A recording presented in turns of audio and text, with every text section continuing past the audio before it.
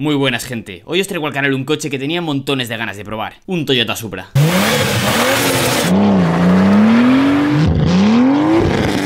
Así que si quieres saber qué es tener un Supra MK3, cuáles son sus virtudes, qué fallos tiene, quédate en el vídeo.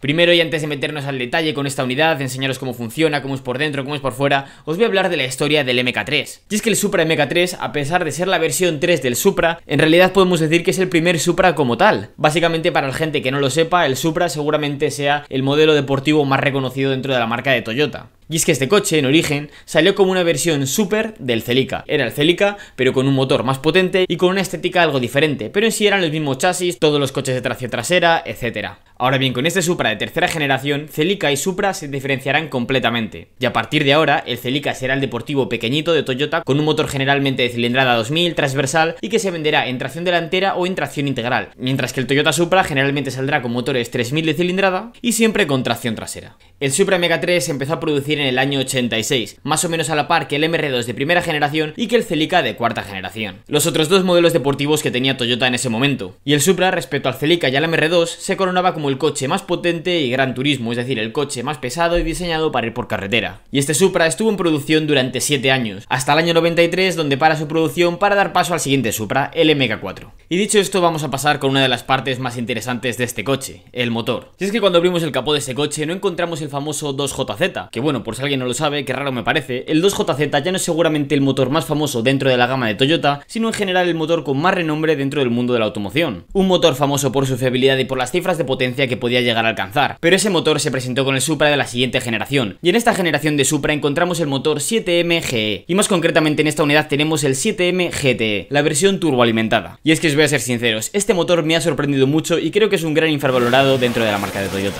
Y es que os aseguro que este motor, a pesar de no tener el renombre del 2JZ, puede llegar a unas cifras de potencia increíbles. Y es que Toyota en esta época sobrediseñaba los motores. Para que os hagáis la idea, este motor es un motor 3000 6 cilindros en línea, que en la versión atmosférica rondaba los 200 caballos y en la versión turboalimentada los 230. Aunque ahora bien, este motor, sin tener que forjar ni hacer nada, la gente lo ha subido de forma relativamente fiable hasta 400 y pico 500 caballos. Así que sí, podemos decir que es un motor muy duro. Ahora bien, este motor no era perfecto y de hecho tiene dos fallos endémicos. El primero de ellos es que se va la junta de culata. Esto se debía a unos tornillos de la culata, los cuales eran de baja calidad y no se podían apretar lo suficiente. Así que si tienes este coche, lo ideal es meter una junta metálica y unos tornillos de buena calidad, y con esto ya solucionarás ese problema endémico. El otro problema que tiene este coche es la refrigeración con el sexto cilindro, pero esto también se puede solucionar con un mecanizado. Y de hecho la unidad que tenemos aquí tiene esos dos problemas solventados. Aunque también te digo, si planeas comprar un coche de este tipo, seguramente tengas más problemas, dado que son coches bastante antiguos. De hecho, Raúl, el dueño de este coche, compró esta unidad con el motor atmosférico que tenía un problemón, así que decidió quitar ese motor atmosférico y metió un motor turbo. Y este motor turbo también tenía problemas, así que al final terminó reconstruyendo el motor por completo, metiendo inyectores más grandes, poniendo la junta de culata metálica, pistones forjados, bielas forjadas Sigel y un sinfín de detalles para dejar este coche como nuevo. Así que bueno, aproximadamente ¿qué potencia está rondando este coche? Pues Raúl estima unos 300 caballos, pero pueden ser más o menos, y sinceramente he probado este coche y me parece que son bastante más de 300 caballos.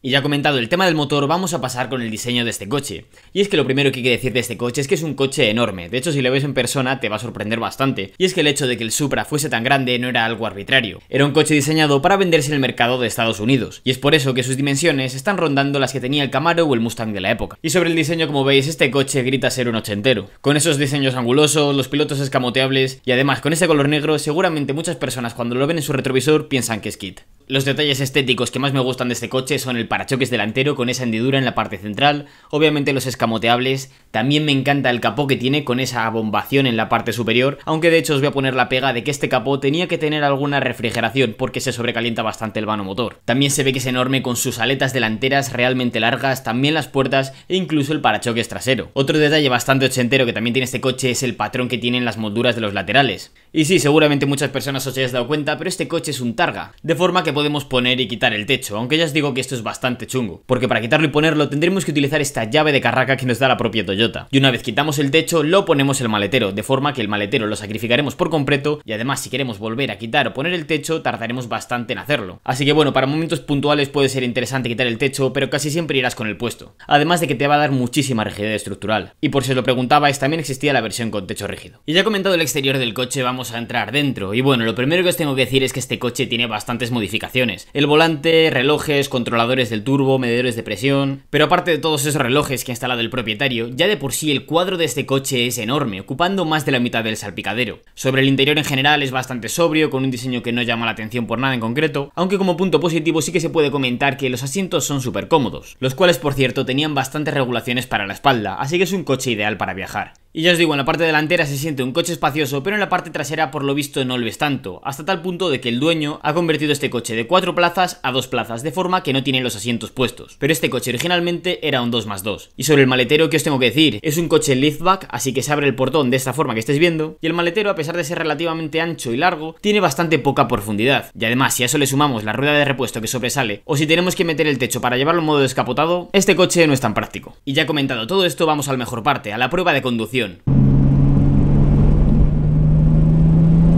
Ostras, corre, el coche corre más de lo que pensaba.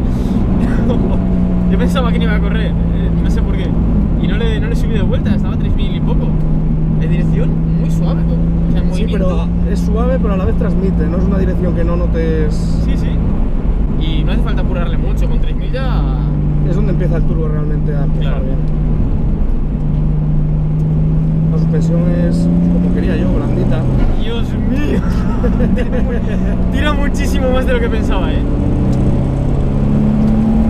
Wow. ¡Qué guapada! Dios. No es para nada lo que me esperaba. Me esperaba que iba a ser un coche que no iba a correr mucho. Es un motor que recupera también muy bien, que sí, aunque no esté soplando... Hostia, ya me estoy dando cuenta que es muy agradable el turbo. La suspensión es blandita, pero a la vez agarra bien. Dios mío.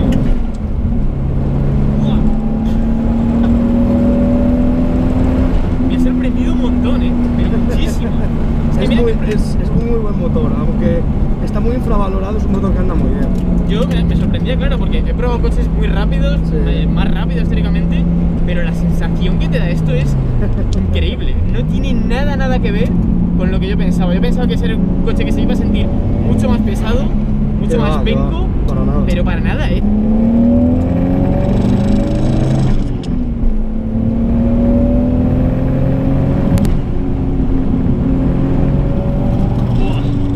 va muy bien en las curvas igualmente. Con el setup que tiene de neumático y suspensión, le notas que es un coche que te informa además, no es un coche súper directo, tal como está. Pero el chasis se le nota más duro también de lo que, puede parecer, Sí, tiene buen chasis. Y sobre todo la recuperación me impresiona mucho, porque parece que pensaba que iba a ser más de altas. Al revés, ¿no? Este comparado con el 2JZ es un coche que tiene mucho más par. Un coche que le gusta más trabajar, nada más hay que ver cuánto sube de vueltas. Este coche piensa que corta 6500. El 2JZ sube 8000 vueltas. Es una locura lo bien que va este coche, de verdad, Muchas veces cuando voy a grabar un coche me dicen, está dando esta potencia, y luego lo pruebas y dices, ni de broma está dando esa potencia, pero me dices que está dando 300 caballos y realmente te creo. O sea, el coche corre mucho. Yo creo que esté dando más, pero no lo sé, porque como no lo he metido en banco, yo tengo una estimación que creo que es bastante acertada por cómo anda. No soy de estos de decir, no, esto tiene 400 caballos. Ya, y el turbo se nota que es un turbo grande. Sí. Que es un turbo que te entrega desde las 3000, pero a las 6000 te sigue entregando y el coche te puede pedir más sin problema. Y eso que limita bastante la admisión, lo que te digo, que limita bastante por el tema del diámetro. Y el intercooler que no enfría lo que debiera de enfriar. Y bueno, a modo de conclusión, ¿qué os tengo que decir? Sinceramente que me he quedado alucinado con este coche. Yo pensaba que este coche no se iba a mover tan bien, especialmente porque ya es un coche viejo, que es bastante pesado, y también porque este coche en España se suele ver en la versión atmosférica, un motor que se queda bastante corto de potencia para el peso de este coche. Aunque ahora bien, este motor con un soplado del turbo superior y con unos inyectores un poco más grandes, realmente da una potencia que yo no me esperaba para un coche de los años 80. Y es que también tengo que hacer una anotación de este coche sobre el comportamiento dinámico, y es que de origen este coche traía unas suspensiones súper blandas incluso hasta para los americanos según los reportajes de la época. Y esto unido a los neumáticos en 16 pulgadas y 225 de ancho, la verdad este coche dinámicamente no era todo lo bueno que podía llegar a ser. Y el propietario en este caso tiene unas llantas en 18 pulgadas con un perfil más bajito, un ancho superior. También este coche tiene unas suspensiones de cuerpo roscado, las cuales están ajustadas al milímetro con un reparto de pesos, así que ya os tengo que comentar que la unidad que he probado yo iba muy bien, incluso a pesar de su peso y todo lo demás. Así que no es ninguna sorpresa que si ya os digo que el motor me ha gustado y el coche dinámicamente me parecía que iba muy bien para el peso que tiene, me ha encantado. Pero es que aparte de todo esto, la guinda del pastel de este coche es lo que te transmite. Y es que no sé si habéis tenido alguna vez la oportunidad de probar un coche de unos 300 caballos, un BMW potente o algo de ese estilo, un coche del 2016 pongamos. Pues imaginad toda esa potencia en un coche de los años 80, incluso imaginadla con 50 caballos menos. Realmente la sensación que te da el coche es completamente diferente, y todo esto teniendo en cuenta que el Supra es un coche pesado, y para nada va a ser el más trameno, ni va a tener el mejor chasis, ni va a tener el mejor paso por curva, pero realmente la sensación que te da este coche y saber que vas tan rápido con un coche tan antiguo es única. Aunque ahora bien, ¿a ti qué te ha parecido el Supra MK3? Coméntalo aquí abajo. Y por cierto, si es la primera vez que ves uno de mis vídeos, suscríbete al canal. Tengo muchísimos más vídeos relacionados con el mundo del motor, enseñando coches y más que se van a venir. Así que nada, sígueme en Instagram, activa las notificaciones y no te pierdas los futuros vídeos. Y otra cosa más, mientras te dejo estos vídeos en pantalla por si quieres ver algún otro, ¿tienes un coche interesante y te apetecería hacerle un vídeo? Escríbeme al correo que aparece en pantalla. En la descripción de este vídeo encontrarás más detalles sobre qué poner en el correo.